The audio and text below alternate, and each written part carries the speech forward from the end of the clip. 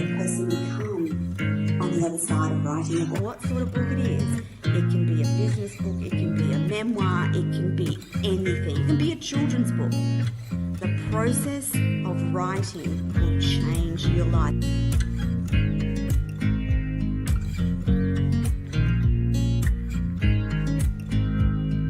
Hello, everyone, and welcome back. I'm your host, Tony Lontes, and this is the Artist and Author Show. See, again, my tongue's getting tired. It's the beginning of the new year.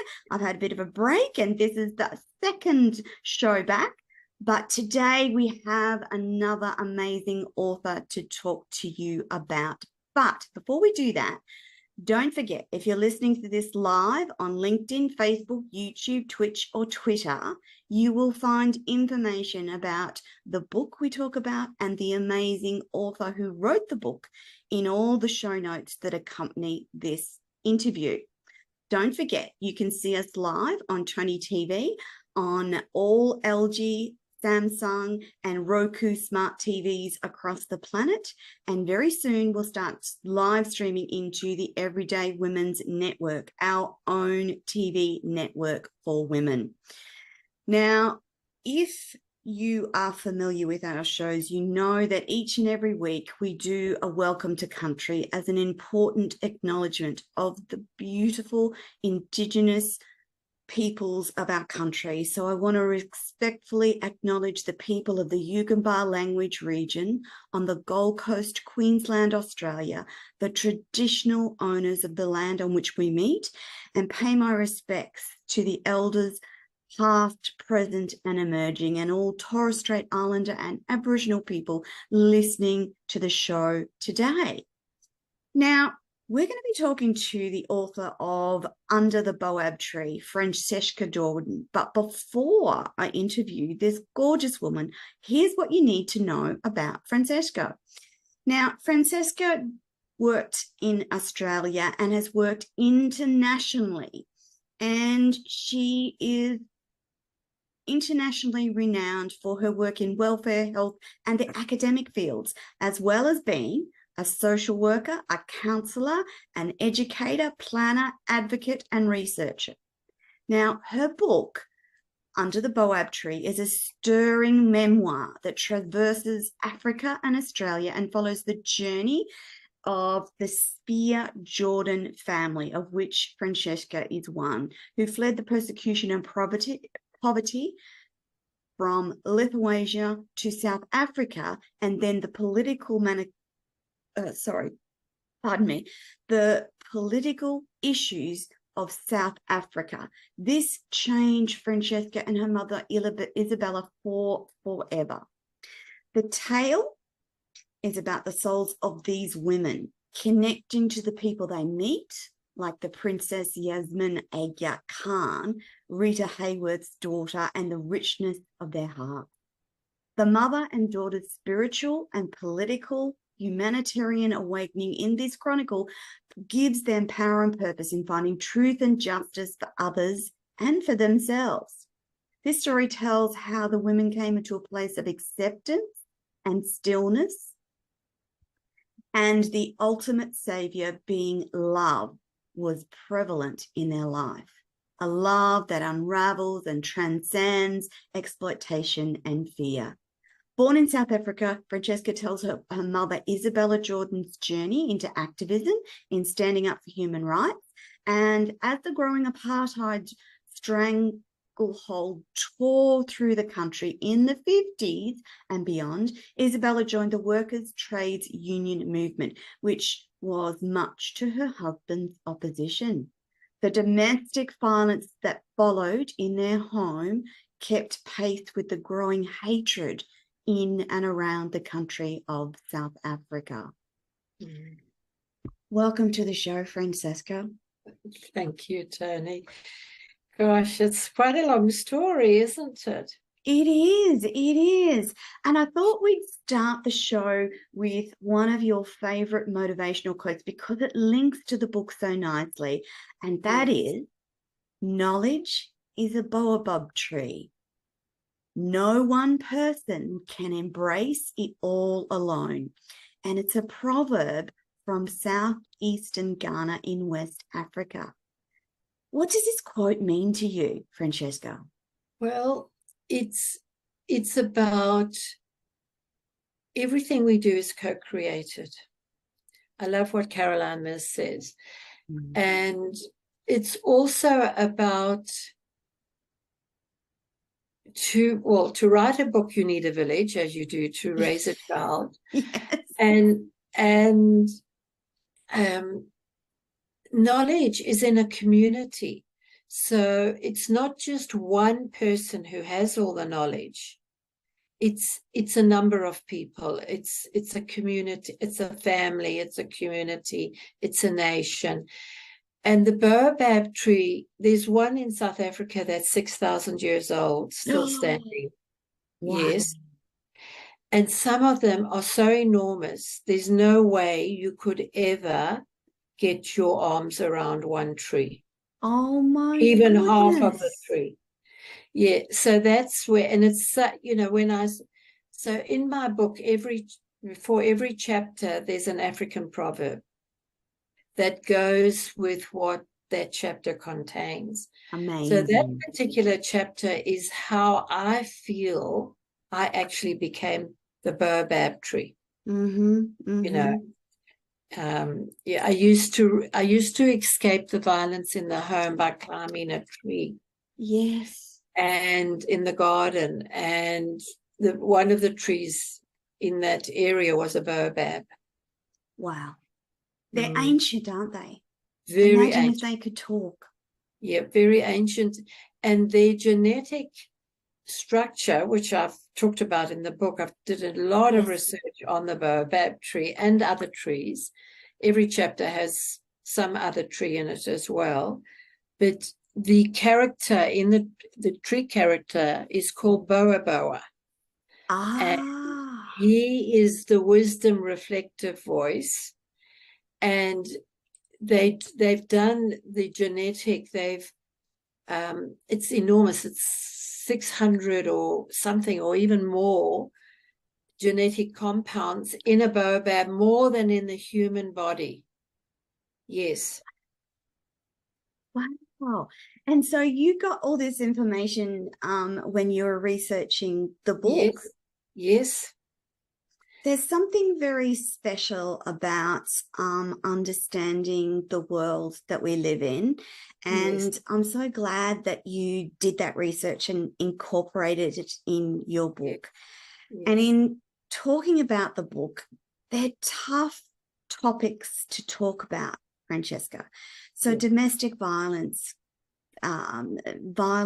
war, fleeing countries, political unrest, they're all difficult. How difficult was it to write from that perspective? Because I found it difficult, though cathartic, and I find it healing. And I've also, as you know, I'm really passionate about telling people's stories because I think that's an important part of their healing. But more importantly, I think it's incredibly important for the healing of humanity to heal and tell stories. Yeah? I agree. And you know what was so important for me to come through, because I really did grapple with being so vulnerable. I had the most brilliant editor in New York, Virginia Lloyd, who worked with me nearly 2 years, actually. Yeah. And she said I was very courageous to be so vulnerable. And for me, it was really important to move through the shame of telling my story. Yeah. You know, and I have had opposition in different Yes. areas to writing and publishing this. But I persevered because, you know, in the front of the book, I say, as many members as there are in a family, there will be different versions of that story. And this is mine. Yes. This is my version. other people might have theirs, and then they can go and write their book. Absolutely. I was just going to say, as you know, and you and I have spoken about this before, so there was opposition to me writing my memoir, of course. Yeah. And it is important to remember that our perspectives and memories are our own, and we should never invalidate someone else's perspectives and memories. And it's important to acknowledge it. And I too wrote in the start of the book that these were my memories and my perspectives, just as you did, just as you wrote in the start of your book. But it's still important, not just for your healing, but healing and knowledge and understanding for those people that read such a courageously written book. Francesca, the hope and love that you talk about across your journey, how important was it to have hope across those times? Essential. I don't believe I would have survived otherwise. Tony, if I didn't have nature, because I call Boa my nature mother and father, particularly father. If I didn't have that sustenance, that embracing from the tree which was my sanctuary, and there's another person who's really important, was my African nanny in South Africa called Regina. Because once someone said to me, there must actually, even my Jungian therapist said, because I had a lot to deal with when I was writing this book. A lot of memories came out. A lot of the trauma resurfaced. And so I worked with a therapist while writing my book and did other. Well done. And there are other. There was another technique I used, which is called tremoring. I don't know if you've heard of it, where you can release. Animals do it naturally, particularly dogs. Oh, do they? Where the body shakes. And when I started writing, I was doing my master's in writing your first draft. And we did 1,000 words a day at least. And I would then tremor. I would go and lie on the carpet and then do the tremoring to release that trauma out of the memory cells of my body. But Regina gave me love. She was my African nanny because my mother was very busy working. She tried to protect me from my father's beatings. And she was the one person who gave me love.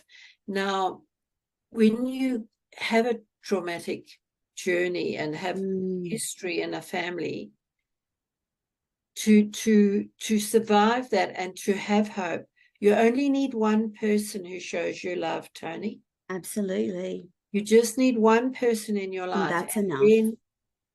And then from that, you can survive. And you can come to a place of hope.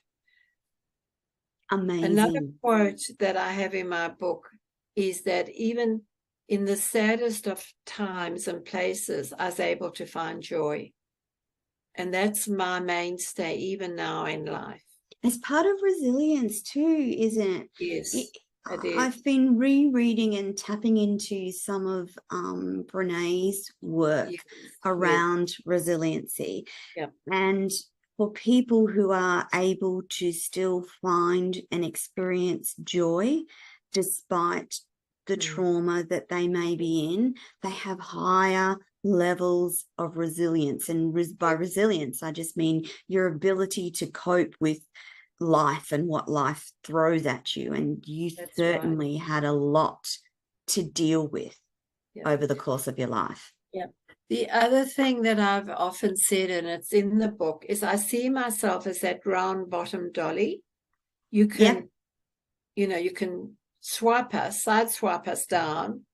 We just go ping and we just come back up. And that's a lovely description. And keep bouncing on. Just that's how I've seen myself and my mother. Both of us are these round bottom dollies. Yes.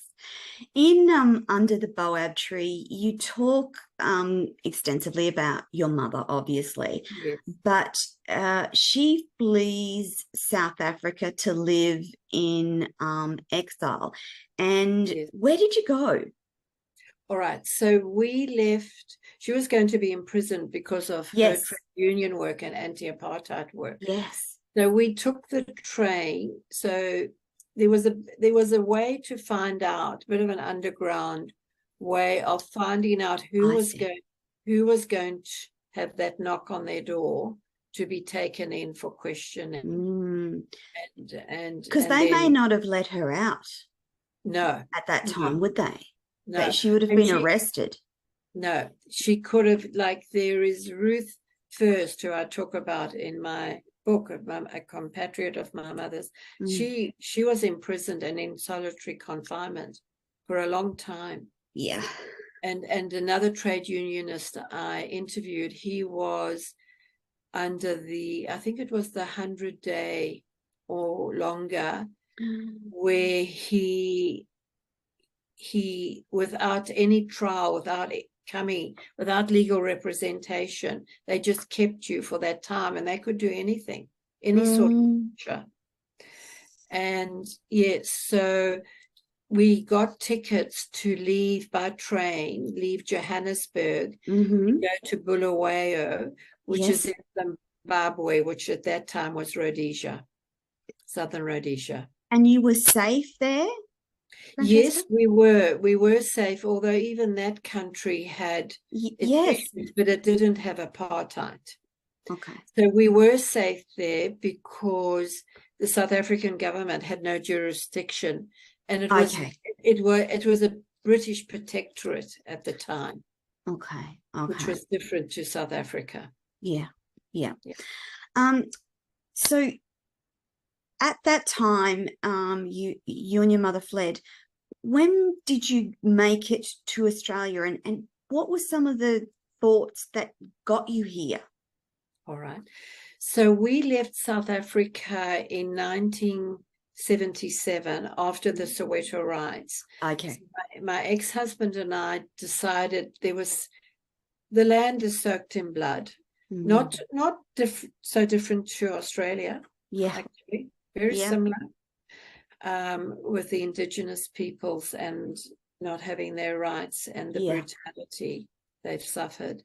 So we just didn't want our children growing up in an apartheid.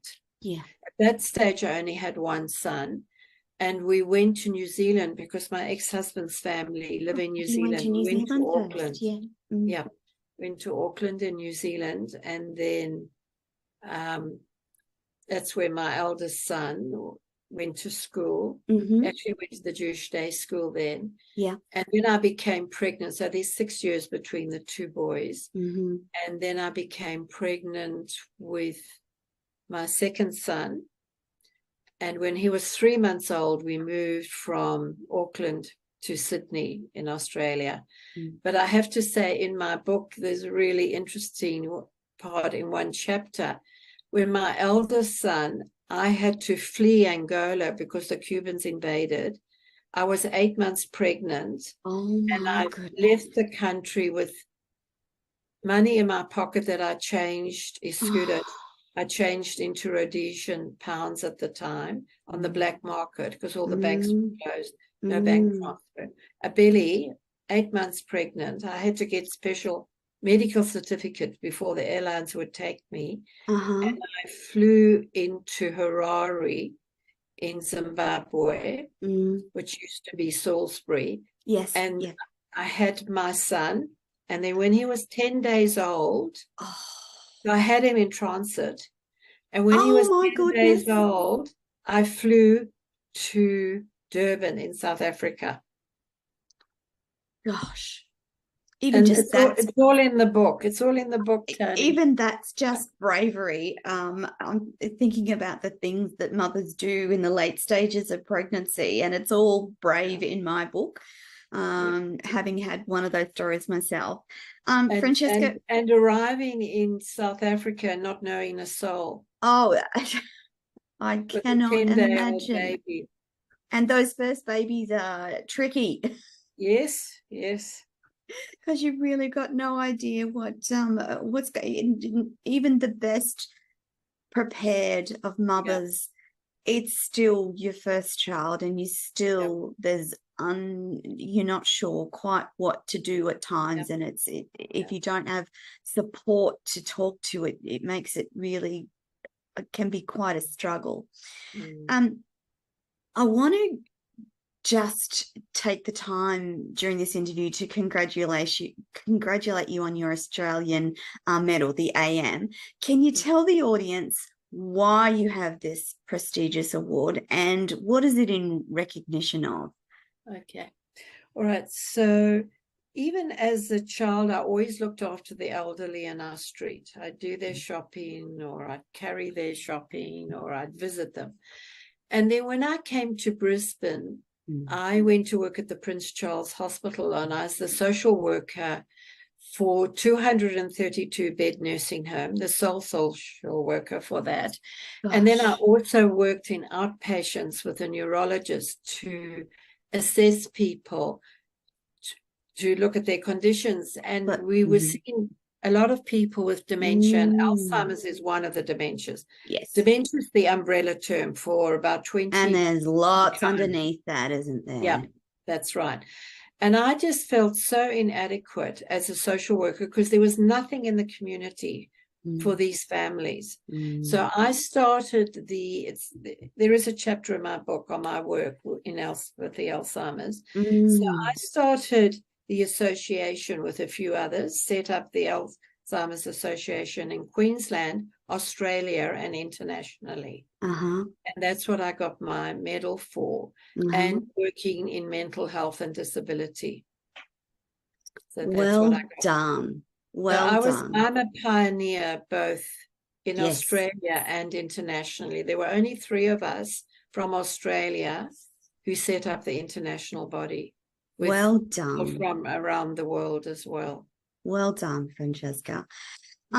In talking about your book, I just want to go back to domestic violence and people with mental health issues, because it's an incredibly important topic to talk about. And I'm curious about your wisdom and what you'd like to say about women that might be listening, that may be in a domestic violence situation. What is your message for those women that might be listening, Franceska? My message is it's really essential not to remain silent, but to find a way to do that doesn't endanger the person, the woman. Yeah. So if they find a friend that they trusted can talk to, that's not really part of the couple's knowledge. Find someone. Correct. It has to be outside the couple group, doesn't it? Absolutely. And they're all right. We're still not doing enough and don't have enough services, but there are services that people can ring. And that's a really important first step, because those services can help you, if you decide you want to leave, can help you to do that safely. Yes, and it is about making sure that they can leave safely. And for some women, and I've had that conversation recently, Franceska, where the women didn't become aware that they were in a domestic violence situation until it was like it had been almost decades or longer. And they were talking about listening to a show or a program or a commentary suddenly realizing that the behaviors that they were experiencing in their everyday lives were in fact domestic violence. And so you, like I, am very passionate about making sure that women understand what is considered normal and acceptable behavior and what is not. And so, Franceska, from your wealth of experience, can you give us some of those key behavioural points for women who might be listening, and men too? Because Yep. sometimes Men, men there don't are. realise. I've dealt with men who've been in domestic violence situations. Yes. So it's really important for people to Google coercive control, to Google narcissism, because if the woman is hesitant to say what she spends money on, That's coercive control. That is coercive control. Who her friends are.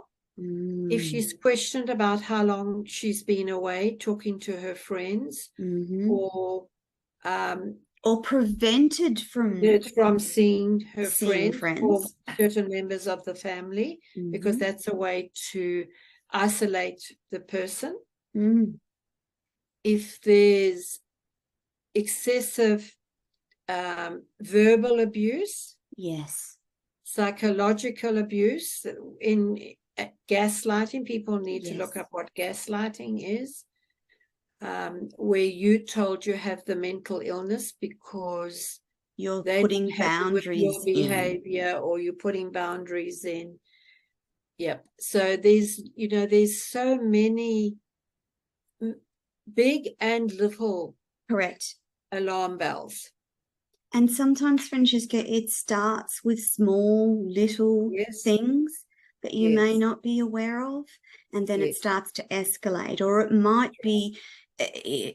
be quickly escalated by whatever's happening in the family environment. So sometimes I've heard women speak of a death in a family that the male partner just had an inability to cope with, and that kick-started domestic violence because they couldn't cope with the grief or didn't know how to cope with the grief. So the important thing is, and you can vouch for this as well, but there is help out there, and it's important that you take a deep breath, because it takes courage just to talk to someone.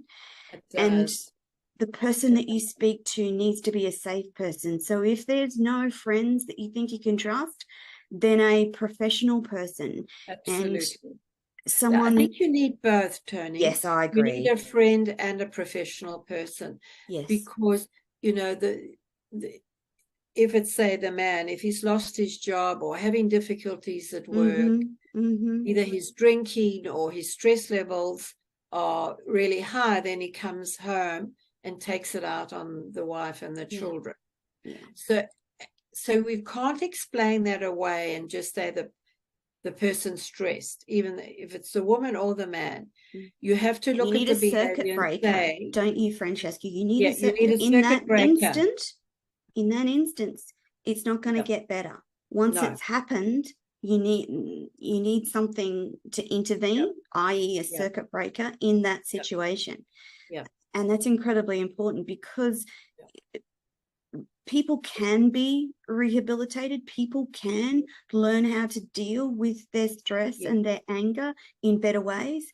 There are solutions out there, but you want to protect yourself and your children in the first instance, because the children grow up, and Franceska, I'm going to ask you to talk about a child as being a child of domestic violence, what it does to a child. The children might not be being hurt, only the mother may be being hurt, but that still impacts the children for their life, doesn't it? Yep, it does. Look, the research shows now through the brain imaging, research shows even if the child hasn't been hit, witnessing a mother being hit or a father being hit or does abused. the same damage in the brain. It does the same damage in the brain as if, and I know because I still suffer from that.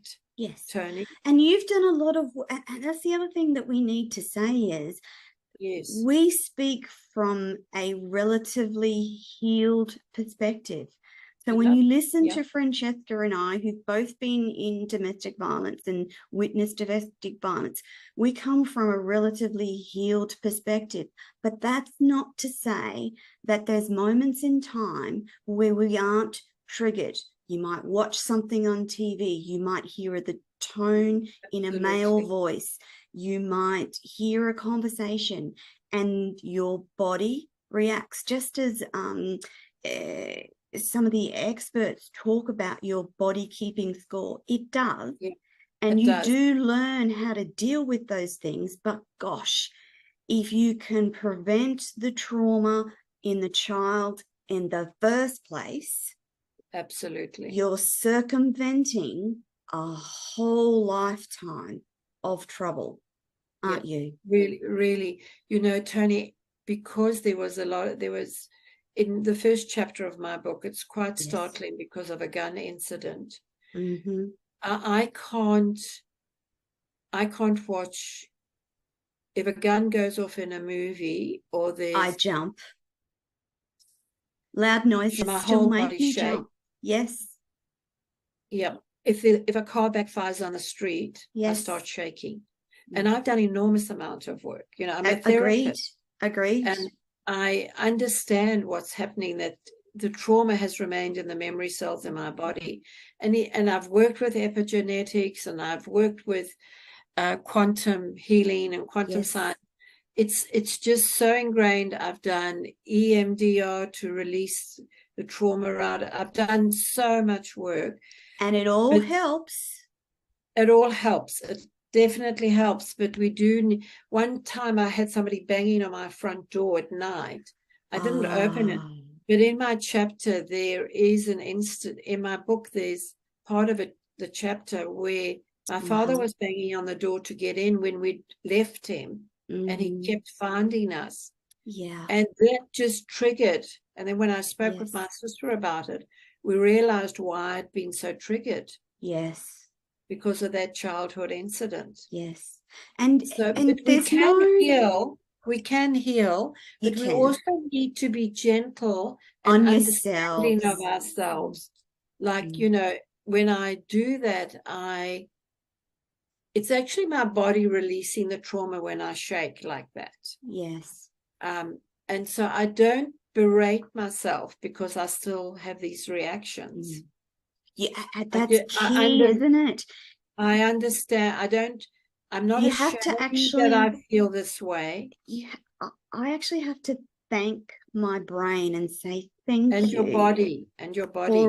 For protecting me and for reminding me that there's still some trauma there. I'm really grateful to have this body and try and be really, I was not good at talking to myself in a way that was helpful. And I know you would have experienced this too. We chide and berate ourselves for, oh my goodness, how silly are you for reacting that way? Well, no. I'm thankful that I've been given a body that has a human response, and I'm acknowledging that there's still some human responses there, and I'm going to go for a walk now, or I'm going to sit in meditation for 5 minutes, or I'm going to have a drink, or whatever it is that helps you get through that moment. The healing helps you get through that moment, whereas previously I would have been in a full-blown panic attack. That's the difference that healing makes. I agree. And one technique I use that it's really helpful, it's the deep breathing. So you breathe in for the count of 4, breathe out for the count of 8, because that works on the parasympathetic nervous system. It's powerful, isn't it? That's my favorite. From the base of the skull, right down into the bell, right down through the spine, all that whole nervous system. It really works. It really helps. Absolutely. I am one of the key things that I have said and say often is the power of the breath into taking you from traumatized monkey mind into something that you can manage. It doesn't stop the trauma or the trigger. It just helps you manage in a way that is helpful and helpful for releasing, because each time I do that, it reminds me how far I've come, how much healing I've done, and that I have the control to manage those symptoms. But I think that your body reacting in a way that you don't want it to makes you feel a lack of control, and breath work gives you that control back. And I'm hesitant to use the word control, but it helps you manage. You manage. It's manage So is a instead better of word. going into a full-blown panic attack, as you said, you can manage so instead of it being a reaction, it becomes more of a response. Where you're managing what's happening, and then you can just, get on with your day and get on with what you need to do. But by taking that time out first up, you really being very kind to your parasympathetic nervous system. And you have to be kind to it, because trauma impacts that particular part of your nervous system so much. And so, again, you need to be kind to yourself, your brain, and your body. If you've been through any sort of trauma, and there's no scale of people's trauma being worse than other people's trauma. It's all just trauma. It's not a competition. It's not a competition. It's not about comparison. It's about acknowledging for each, which I do, because sometimes people have said to me, "You've had such your life has been so much worse than the person sitting in front of me." I said, "That's not right. Issue. That's not what's important here. What's important here is that this is your experience and your life, and it needs full attention and understanding. You need to have full attention to your life. Yes. And response. Yes, definitely. Going back to the book, Franceska, it is a powerful and thought-provoking read. 2 final questions. Number 1, what do you want people to take away from the book? And then where can they get the book and connect with you? All right. So what I'd like people to take away, and many people have said that they found it inspiring, and it's given them hope. Yes. And hope is the big thing, isn't it? It is hope and inspiring, and that we can survive trauma and we can survive adversity. Absolutely. And we can have a very fulfilling and wonderful life. Exactly. You're a wonderful example of what that looks like. Franceska, what's the best way for people to get the book? All right. In Australia, the best way is to go onto my website, which is www.franceskajordan.com.au. Now, they have to spell Franceska properly. With it. That's right. It's got a C-E-S and a K-A. Yeah. F-R-A-N-C-E-S-K-A, and then Jordan, J-O-R-D-A-N. And internationally, people can get it on Amazon, Bookatopia, all over the place. All of those major. And we will also put those links and connections with this interview as well, so you can grab a copy of your book. How can people connect with you, Franceska? Well, through my website. They can just go onto my website and they can send me emails. I answer every email. I've answered every review people have done, and I must have at least 50 by now. Yes. So whoever writes to me, I will always answer them. That's beautiful. That's really beautiful. Franceska, thank you so much for coming on the show today. Under the Boab Tree is the book, and you can get it now wherever you get your books. And I encourage you to, if you want to read a provoking, inspirational story based on real life, then this is the book for you. Under the Boab Tree by Franceska Jordan. Get it now. Franceska, thank you so much for coming on the show today. I look forward to our continued interaction and conversations in the future. Thank you so much. Thank you, Tony. I love the work you do and how you give authors a platform for them to talk about their work. I'm just so grateful. I'm really privileged that I get to talk to some of the best authors across the planet, and Franceska is definitely one of those. And that, my friends, is your lot for this week. We will be back again shortly with another episode of The Author Show. I'm your host, Tony Lontis. Bye for now.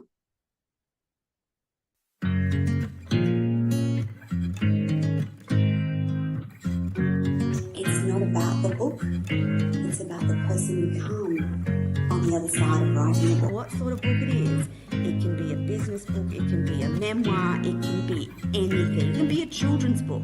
The process of writing will change your life.